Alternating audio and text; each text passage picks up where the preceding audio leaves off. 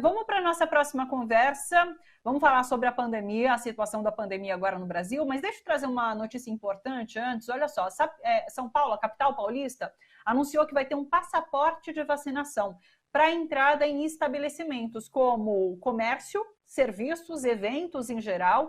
Isso vai acontecer agora a partir das próximas semanas. De acordo com o prefeito Ricardo Nunes, o comprovante da vacinação poderá ser feito por meio de um aplicativo da prefeitura ou, claro, com um cartão físico da vacinação.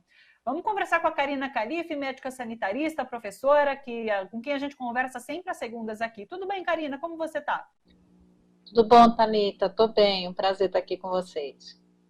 Prazer é nosso, Karina. A gente já tinha falado sobre esse passaporte na França, se eu não me engano, que também adotou esse tipo de passaporte para eventos, né, para circulação. E agora a capital paulista está anunciando no mesmo molde esse passaporte da vacinação. Como que você vê isso, Karina? Olha, Thalita, eu sou favorável a que a gente tenha esse cuidado para entrar nos ambientes que são ambientes coletivos, né? Eu acho que isso é uma coisa de um pacto coletivo, que é o que a vacinação traz, quer dizer, a decisão não é individual, como algumas pessoas defendem, você pode até tomar a decisão, não vou me vacinar, não quero me vacinar, mas aí você não tem direito de participar dos espaços coletivos, onde outras pessoas entrem. A gente sempre faz essa referência com a referência, por exemplo, da questão do cigarro, né? Que antes todo mundo podia fumar em qualquer espaço, num restaurante e tal, e colocava outras pessoas para passivamente fumar também. Claro que em questões muito mais a longo prazo e tal, mas isso foi um sucesso, né? Esse cuidado. Então, eu sou favorável por conta do momento sanitário, eu acho que é importante que a gente tenha. Agora, não dá para a gente ter um passaporte de vacina, que é uma coisa positiva, que vários países têm tido, né? Essa coisa desse cuidado sanitário, e fazer essa ampliação de abertura que está se fazendo, porque a gente não está no momento para isso ainda, né? A gente vem falando isso, a gente tem queda consistente nas últimas semanas, a gente tem visto isso, mas apesar da queda consistente, a gente ainda tem um patamar alto de mortes e a gente tem algumas situações muito próximas de ampliação, especialmente com a chegada da variante Delta, né, Thalita? O que a gente está vendo no Rio de Janeiro e o que a gente viu em lugares como Israel, por exemplo, que tem aí mais de 80% da população inteirinha vacinada e está de novo sofrendo com a circulação dessa variante. Então, bacana, é positivo, mas não dá para fazer isso e tirar de cena o que está sendo feito no governo de São Paulo, inclusive destituindo um comitê de 21 colegas, de 21 médicos, epidemiologistas que vinham lidando com isso exatamente por uma orientação, vamos dizer assim, técnica e científica diferente. O comitê vinha orientando a não fazer o tipo de abertura. A gente não está em tempo de fazer eventos, grandes eventos, olha o que está acontecendo no país, né? Acho que ontem foram mais de 1.000 mortes, quer dizer, domingo não, estou falando de sexta-feira, né? Então a gente ainda tem tido uma média de mortes importante. Essa decisão do governador João Dória foi muito criticada, né, de dissolver esse comitê científico por conta disso, né, que tinha uma recomendação diferente da que ele queria enquanto político, na verdade. Exatamente, Thalita. E a gente conhece, a maior parte das pessoas são pessoas sérias que vinham no comitê. Eu acho que existia ali uma tensão, né, do que estava se colocando, e eu acho que começou a ficar difícil, inclusive para as pessoas que estavam no comitê, porque elas não se sentiam ouvidas, né, escutadas o tempo inteiro. Não estou dizendo que quem ficou não é sério, mas eu acho que existe uma interferência maior nesse momento, e muitas pessoas importantíssimas do ponto de vista epidemiológico, da infectologia, do sanitarismo mesmo, das políticas públicas que a gente trabalha, que as pessoas têm que entender que isso é uma junção de coisas, né, Thalita? Então é muito preocupante isso, porque é para conseguir fazer o que... E é uma bobagem quando acham que a economia vai ganhar com isso. A economia perde, porque vai abrir, vai se reestruturar para abrir, vai começar a fazer... E, assim, eu espero estar muito errada, mas eu não tenho dúvida que vai ter que retroagir em algum momento. Claro que a nossa situação epidemiológica tem uma diferença desses outros países, que estava sem circulação praticamente de nenhuma outra variante, então aqui tem, vamos dizer assim, a briga entre as variantes para ver quem se coloca, mas tem sido visto que os lugares onde que a gente tinha antes, né, que surgiu inicialmente no Amazonas, como o Rio de Janeiro, por exemplo, está concorrendo com a Delta está ganhando fácil. Sim. A gente já tinha conversado aqui, comentado, inclusive, falas de João Dória e do próprio prefeito da capital, de que não vão retroceder em relação a essa flexibilização de medidas, mesmo agora diante da variante Delta. Então, é um problema que a gente vai enfrentar. Você alertou para a gente que provavelmente agora em setembro a gente tem uma explosão de casos e com internações, né, com alta de internações em hospitais, a gente vai voltar a acompanhar aquele colapso de UTIs que a gente já viu agora no passado recente, né, Karina? Thalita, veja, como eu disse para você, como a gente tem uma situação epidemiológica diferente de outras variantes circulando, a gente não pode dizer com certeza como será, mas a tendência, com tudo que a gente tem visto no restante do mundo, que a gente viu em Israel, viu na Inglaterra, viu na França, e está vendo no Rio de Janeiro aqui do lado, né? A Delta está indo, ela está se ampliando, então claro que a gente tem já um resultado da vacinação, do aumento da celeridade, né? Aliás, hoje é um dia que eu estou bem feliz, porque a minha filha, que tem 14 anos, vai fazer 15, tem arritmia, hoje se vacinou, então é bem emocionante a gente poder ver esse movimento, né? Então, Thalita, a gente tem, eu não tenho muita dúvida, podemos, tomara que a gente esteja errado, mas assim, a tendência do que a gente tem visto no mundo e no Brasil é que a gente tem uma ampliação da circulação da Delta que, assim, ela é muito mais rápida, ela se multiplica mais rápido e com isso ela tem mais vírus produzidos e ela não só amplia essa infecção, né, essa contaminação não que é em objetos, mas essa transmissão, né, esse potencial transmissivo, como também ela é mais rápida né, pela quantidade. Então, a gente se preocupa, assim, principalmente porque a gente tem passado algum tempo de algumas doses de vacina, por exemplo, os idosos que tomaram uma vacina que a gente hoje, daqui a pouco, deve falar um pouco desses estudos, né? Tem uma diminuição da efetividade nessas faixas etárias, Thalita, e aí há uma diferença nisso, né? A gente começa a ter a reinfecção, ela é mais provável com a Delta. Deixa eu pegar o seu gancho, então, Karina, falar sobre esse estudo que está trazendo um trabalho recém-publicado, está trazendo que idosos com mais de 80 anos vacinados com a Coronavac têm uma proteção significativamente menor que em outras faixas etárias. E daí, assim, a partir dessa constatação, o que se pode fazer? De repente, é a terceira dose, é mudar a vacina nessa terceira dose? O que é possível fazer a partir desse entendimento? Veja, Thalita, foi bem importante esse estudo sair, porque ele saia, o Júlio Croda, que é um epidemiologista da Fiocruz, um colega que está muito dentro dessa discussão toda, junto com o Otávio Ranzini, então eles são os que, mais outras pessoas, não só eles, né, fizeram esse estudo e o que se demonstra, isso era muito importante. Quando a gente estuda a eficácia de uma vacina, a gente estuda ensaio clínico, ou seja, ainda não na população geral. Agora a gente começa a ver a efetividade, que é o que acontece na vida real com muito mais gente, tanto em relação a efeitos colaterais como essa resposta da vacina. Uma coisa que já era muito importante, que esse estudo trouxe, foi a separação por faixas etárias, ou seja, por idades, né? Vamos dizer assim.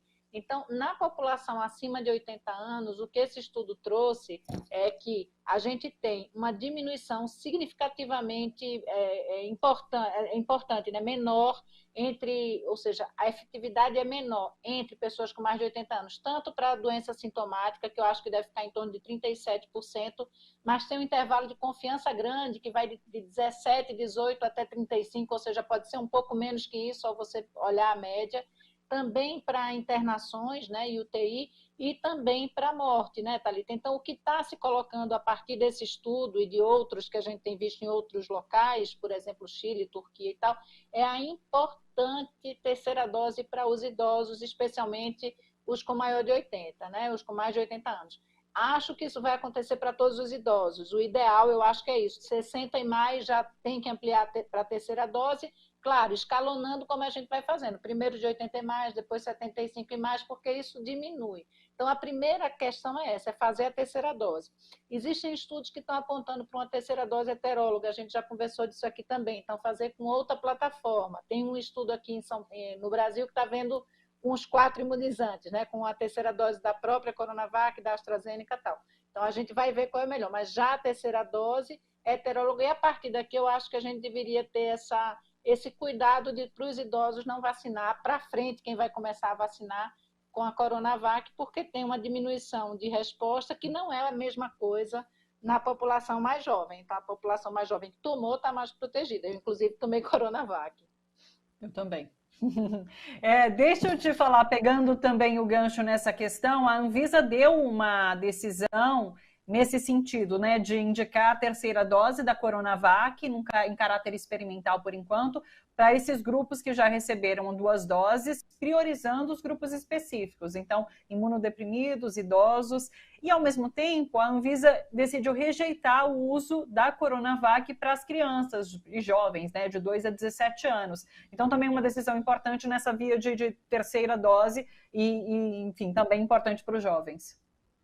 É importante, assim, a Anvisa fez a avaliação do estudo e apesar da Coronavac ter uma tecnologia muito conhecida, porque a gente usa essa tecnologia em outras vacinas que crianças utilizam, que adolescentes utilizam, então provavelmente a gente não terá problema para frente, mas de fato o que a gente tem estudo e evidência hoje é com a vacina de RNA mensageiro, que é a Pfizer e a Moderna, que a gente não tem aqui, mas a Pfizer que a gente tem. Então o estudo que olhou para esse tipo de vacina para os adolescentes, de fato é esse. Acredito que daqui mais um tempo, Thalita, a Anvisa falou que faltavam alguns dados, provavelmente lá para frente a gente tenha a liberação da Coronavac para essa faixa etária também. Mas hoje é isso, eu acho que está certo a Anvisa. Agora, o que a gente precisa é correr com a terceira dose para os idosos, especialmente os com mais de 80 anos. Perfeito. Vamos agora concluir falando sobre um outro estudo que trata do retorno às aulas, né? Frequência nas escolas a partir desse momento. E é um estudo que mostra que é preciso combinar ações de proteção quando a gente fala de retomada de aulas presenciais.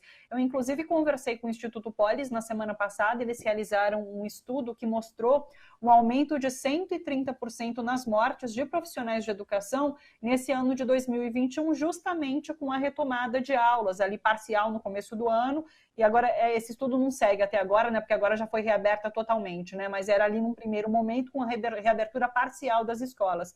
Então, conta pra gente o que traz esse estudo e o que é importante a gente observar nesse momento de retomada de aulas. Veja, Thalita, esse estudo ele é bem importante, ele está em pré-print ainda, ou seja, ele ainda não foi avaliado pelos pares, mas ele já tem uma consistência e está nesse processo de avaliação. O que é que ele demonstra? Que não adianta a gente ter uma medida única, não adianta dizer assim, eu coloquei filtro EPA, eu estou fazendo um distanciamento, mas é a junção, porque cada uma dessas medidas individualmente, elas vão diminuir de 2% a 10% a possibilidade de contaminação. Quando você junta as 3, 4 ações especiais maiores, mais importantes, você diminui em 30% a possibilidade de contaminação. Isso significa o quê? Que a coisa mais importante é estar em ambiente ventilado. Você está vendo aqui, né, que eu acredito nisso mesmo, porque o vento aqui está para todo lado. Então, o ambiente ventilado é, de fato, aquilo que a gente tem. Não basta ter uma janela aberta só, mas você realmente tem que abrir porta, abrir janela. Os lugares e as escolas que tiverem oportunidade de fazer algumas aulas em espaços abertos é bem importante. As crianças, principalmente as mais novas, muitas vezes são aquelas que a gente chama de super spreads, né? Assim, são os que eles têm porque tem célula ainda em grande quantidade se multiplicando, então a multiplicação dos vírus é realmente maior em muitas situações. Então a possibilidade de contaminação é enorme e a gente tem uma população infantil ainda não vacinada. Estamos começando, mas ainda tem um tempo para isso. Então, a possibilidade dessas crianças não se contaminarem, mas contaminarem professores e funcionários, principalmente com a Delta, que a gente não tem suficientemente esse olhar de qual é a variante que a gente tem, o Brasil tem pouco isso, deveria ter mais, é super importante. Então, é especialmente o espaço aberto, o espaço ventilado, com alta circulação de ar, porque a gente sabe que são os aerosóis os maiores contaminadores, o uso de máscara adequada. Que máscara adequada? PFF2 e N95 preferencialmente, no caso de não poder por algum motivo, tem que ser máscara cirúrgica e pode ser feita com uma de pano por cima. Então, é a cirúrgica por baixo, que é descartável, e a de pano por cima, que aí ela chega um pouco mais próximo disso. Máscara de pano sozinha, máscara de crochê, máscara de rendinha, não pode, não funciona e é muito ruim. Alguns têm usado filtro EPA e têm feito todas as outras coisas, lava a mão, álcool gel e tal. Então, é tudo isso junto que diminui em 30% essa possibilidade de contaminação. trazer uma reflexão minha, né? Eu tenho um filhinho pequeno e tem sido muito difícil fazê-lo usar realmente a cirúrgica por baixo da de pano, né? Mas tenho me esforçado, porque ele aí tá nessa idade que, assim, para baixo de 2, às vezes nem tem como usar, mas ele tá com 3 aninhos, então a gente tem feito esse esforço de deixar ele na escolinha sempre. E uma outra reflexão que eu faço, ele estava bem doentinho esse final de semana, sabe? E eu levei ele para fazer o teste de Covid, porque fiquei com medo da contaminação. E o que me disseram, inclusive as técnicas ali, as enfermeiras da farmácia, eu fiz esse teste de farmácia, foi que aumentou muito o número de testagem e tem muita criança dando positivo por conta dessa retomada nas escolas, porque é todo um efeito cascata, né? A escolinha do meu filho só tem criança até 5 anos, mas tem professoras com filhos adolescentes, então os adolescentes voltaram às aulas e isso tem circulado muito mais. Então, assim, realmente é uma preocupação para todo mundo, né? Não é porque você não tem filho, de repente, em idade de ir para a escola, que você está livre dessa preocupação, é de todo mundo, porque é um efeito cascata que atinge toda a sociedade. Exatamente, Thalita. Inclusive, tem sido muito responsável esse retorno às aulas por um número grande de reinfecções e até de contaminação desses mais idosos que a gente está preocupado, né? Dos avós dessas crianças, das pessoas, assim, dos tios, de quem está ali por perto dos funcionários da escola. Então, um cuidado que a gente tem falado, é isso que você fez, está perfeito, teve doente, está com febre, está com coriza, até porque a Delta tem essa coisa que parece mais um resfriado, né? Aquela coriza, espirro, além dos outros sintomas. Então, não leva para a escola, tenha cuidado, faça a testagem com cuidado. E em relação às máscaras, Thalita, no mínimo, então, a máscara cirúrgica, mas tem alguns tipos de N95 que, como elas grudam menos, elas têm um espacinho maior, algumas crianças às vezes se adaptam mais. Então, a gente tem que ver de cada uma. E é isso que está acontecendo. Por exemplo, a escola da minha filha voltou, mas já parou 2 vezes por contaminação de outros alunos. Puxa. Então, não adianta, enquanto a gente não mexer. Então, hoje o que a gente tem que fazer é cuidar da nossa saúde. Porque com essas reaberturas, todos nós, como é que a gente faz para se cuidar? Mantenha o distanciamento que a gente puder manter entre as pessoas, fica mais em casa o tanto que puder. Quem não puder, sempre com máscaras, e essas máscaras PFF2, né, ou N95, vacinar quando chegar a sua vez, assim puder. E não adianta uma dose só de vacina, tem que ser as duas. Fazer bastante exercício físico. Eu vou responder o Leandro aqui, eu sou feminista, de movimento feminista, e a gente ficou bem feliz com a foto de Lula, que ele está bonito, bem cuidado. Então fala para ele que não são as feministas só, não, que o mau humor não é das feministas, ele não pode fazer essa junção não, tá? Perfeito, Karina. Vou mandar o recado para ele, também acho. Também sou feminista, fiquei feliz demais em ver a foto dos dois ali, emanando amor. É isso que importa realmente nesses tempos de cólera, bem como disse ele. Karina, muito obrigada, viu? Um beijo enorme para você, até segunda-feira que vem. Beijo.